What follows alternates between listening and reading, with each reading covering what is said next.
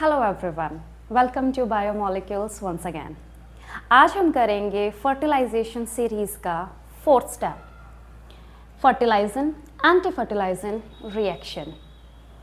इस रिएक्शन में ओवम आने वाले स्पर्म को चेकआउट करने के लिए कुछ केमिकल सीक्रेट करता है। बदले में स्पर्म अपनी आइडेंटिफिकेशन का एविडेंस देता है और वो भी केमिकल्स रिलीज करके, यानी यहाँ से ओवम चेकआउट कर रहा है कुछ केमिकल्स को। ये केमिकल्स को रिकॉग्नाइज करता है स्पर्म, दोनों में बाइंडिंग होती है। ऐसे ओवम इंश्योर कर लेता है जो स्पर्म मेरे को फर्टिलाइज करने के लिए आया है वो ह्यूमन बीइंग का ही है। यानी ये प्रोसेस हेल्प करता है स्पीसीज स्पेसिफिटी मेंटेन करने के लिए। ओवम इंश्योर करना चाहता है जो स्पर्म इतनी लंबी जर्नी ट्रैवल करके उस तक पहुंचा है तो वो ह्यूमन बीइंग का ही है या किसी और स्पीसीज का है। देखिए, ये बात सुनने में आपको ह्यूमन बीइंग्स में अजीब लगेगी कि मैम एक फीमेल ह्यूमन बीइंग के ट्रैक में स्पर्म ह्यूमन बीइंग का ही तो आएगा, किसी और एनिमल का कैसे आएगा। बट बच्चे, think about a condition in a forest environment. यहाँ पे एक फीमेल के साथ कॉइटस मल्टीपल पार्टनर कर सकते हैं, जो कि सेम स्पीसीज से भी हो सकते हैं या उनका जीनस भी अलग हो सकता है।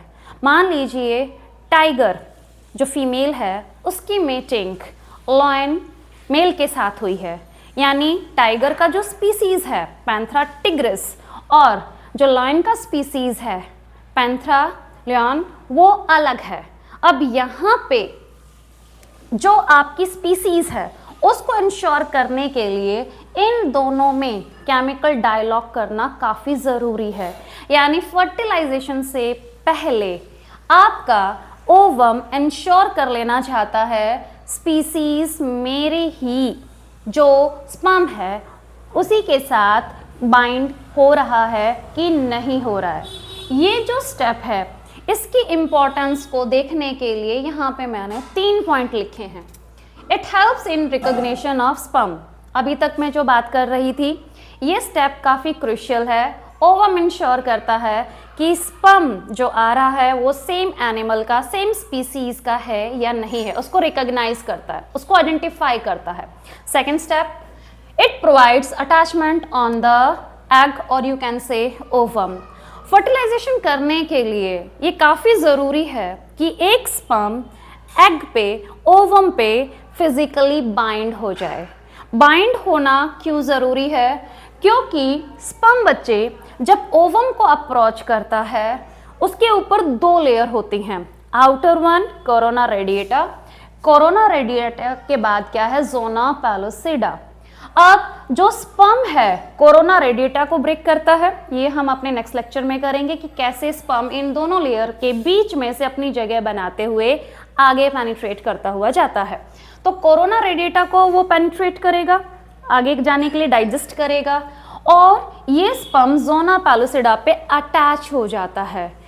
जोना पैलोसिडा के आगे पूरा स्पर्म नहीं जाएगा, यानी स्पर्म का फुल सरफेस, उसकी पूरी प्लाज्मा मेम्ब्रेन कहाँ अटैच होगी? जोना पैलोसिडा पे। सेकेंड लेयर जो आपकी एक्सटर्नल प्रोटेक्टिव लेयर्स होती हैं, जोना पैलोसिडा के अंदर सिर्फ और सिर्फ स्पर्म का न्यूक्लियस जाएगा, जिसमें कितने क्रोमोसोम्स हैं? 23 क्रोमोसोम। हमें फर्टिलाइजेशन के लिए चाहिए सिर्फ वो 23 क्रोमोसोम, यानी स्पर्म के पूरे पार्ट को हम जोना पैलोसिडा पे ही रोकने वाले हैं। आगे न्यूक्लियस ही अपनी जर्नी को कंटिन्यू करेगा आफ्टर जोना पैलोसिडा। अब जोना पैलोसिडा के आगे अगर न्यूक्लियस जा रहा है तो स्पर्म यानी जोना पैलोसिडा पे बाइंड हुआ है और यही वो प्रोसेस है, यही वो केमिकल्स हैं जो कि फर्टिलाइजन कहलाते हैं, जो कि एक स्पर्म की प्लाज्मा मेम्ब्रेन को जोना पैलोसिडा पे बाइंड करते हैं। सो एक चीज़ अब यहाँ पे क्लियर कर लीजिए, फर्टिलाइजन जो केमिकल्स हैं ओवम सिक्रीट करता है, लेकिन ये डिपॉजिट कहाँ होते हैं? जोना पैलोसिडा, जो कि इसकी सेकंड प्रोटेक्टिव लेयर है आउटर कोरोना रेडिएटा। इसके बाद कौन है? जोना पैलोसेडा, यहाँ पे ये केमिकल्स जिसको हम फर्टिलाइजन बोल रहे हैं ये एक्यूमुलेट होते हैं। ये इसको साइट ऑफ अटैचमेंट देते हैं, किसको?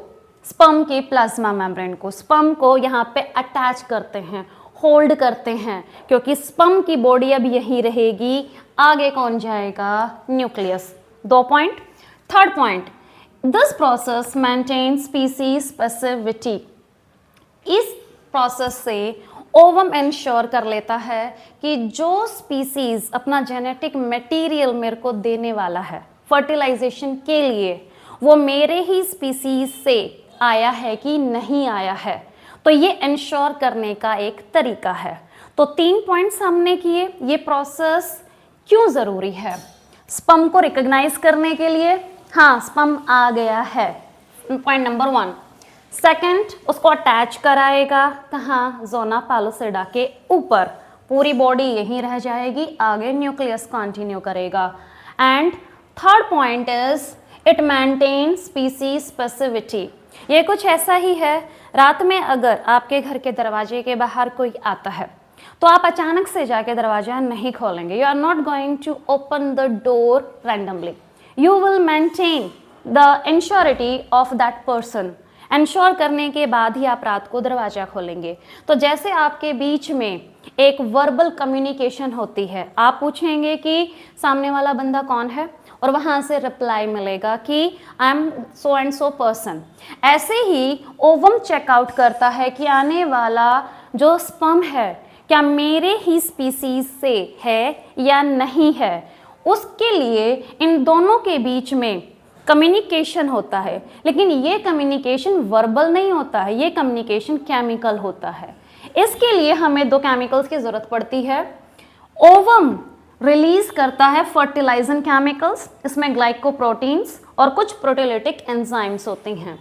ओवम ने ये केमिकल्स रिलीज कर दिए, लेकिन ये पाए कहाँ जाते हैं? ज़ोना पैलोसेडा के ऊपर। क्यों? अभी हमने पढ़ा कि ज़ोना पैलोसेडा स्पर्म को अटैच करेगी, स्पर्म को रोकेगी, आगे सिर्फ किसको रास्ता मिलेगा? Nucleus of sperm for the process of fertilisation. बदले में ओवम अब स्पर्म से पूछ रहा है, स्पर्म ने नॉक किया कि मैं आ गया हूं आपको फर्टिलाइज करने के लिए। ओवम इंश्योर कर रहा है कि कौन सा स्पर्म है, ह्यूमन बीइंग का है या नहीं है। यानी होमो हमारा जीनियस है, सैपियंस हमारी स्पीसीज है, तो वो सैपियन स्पीसीज का ही है या नहीं है। तो जब ओवम इससे आइडेंटिफिकेशन मांग रहा है कि कौन सा स्पर्म आया है, अब स्पर्म को भी तो अपनी वैलिडिटी प्रूव करने के लिए कुछ ना कुछ एविडेंस देना पड़ेगा। तो स्पर्म अपनी प्लाज्मा मेम्ब्रेन पे लेके आया है ये वाले केमिकल्स। ये जो केमिकल्स हैं स्पर्म की प्लाज्मा मेम्ब्रेन पे प्रेजेंट होते हैं, और ये केमिकल्स होते हैं एंटी फर्टिलाइजन। यानी यहाँ से ओवम फर्टिलाइजन जो केमिकल्स हैं उनको सिक्रीट करके ज़ोना पैलोसेडा पे डिपॉजिट कर चुका है, और आने वाला स्पर्म अपनी प्लाज्मा मेम्ब्रेन के सरफेस पे क्या लेके आ रहा है? Anti fertilizin. Fertilizant released by ovum deposited on the zona pallidum. Anti-fertilizant chemicals will be present on plasma membrane of the sperm. तो ये दोनों केमिकल जब आपस में इंट्रैक्ट करते हैं, बाइंड करते हैं, तो ओवम इंश्योर हो जाता है कि ये जो स्पर्म आया है ये ह्यूमन बीइंग का ही है, that it is of Homo sapiens only. ये होमो इरेक्टस का नहीं है, ये होमो हैबिलस का नहीं है, किसी और स्पीसीज का नहीं है। तो ये एक ऐसा वर्बल नहीं केमिकल कम्युनिकेशन होता है जिससे कि ओवम फर्टिलाइजेशन से पहले इंश्योर कर लेना चाहता है, तसल्ली कर लेना चाहता है कि जिस जेनेटिक मटेरियल के साथ मैं अपने न्यूक्लियस को फ्यूज करने वाला हूँ वो जेनेटिक मटेरियल ह्यूमन बीइंग का ही है। ठीक है, अब आने वाले लेक्चर में हम देखेंगे कि एक स्पर्म जो ओवम की 2 लेयर्स हैं, फर्स्ट कोरोना रेडिएटा बाहर जिसमें आपके फॉलिकुलर सेल्स होते हैं, और सेकंड लेयर कौन सी है? जब हम ओवम की तरफ जाते हैं ज़ोना पैलोसेडा। स्पर्म यहाँ तक पहुँचा कैसे, ये हम कवर करने वाले हैं अपने नेक्स्ट लेक्चर में। Till the time, be with us in biomolecules. Thank you everyone.